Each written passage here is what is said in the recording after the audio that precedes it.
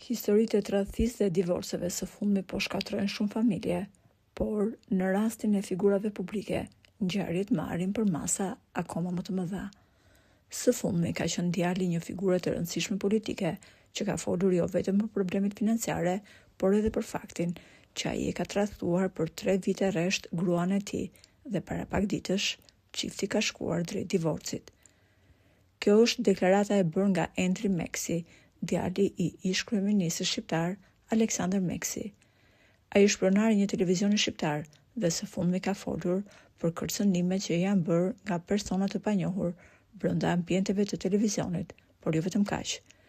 Djali i ish kryeministrit pranoi se në mars të vitit 2026 është divorcuar nga bashkëshortja.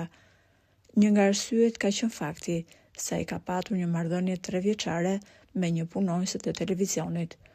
Burime pranë televizionit janë shprehur se bashkëshortja e Endrit e ka konsideruar si shoqe dhe mike vajzën që më pas u bë e dashura e burrit të saj.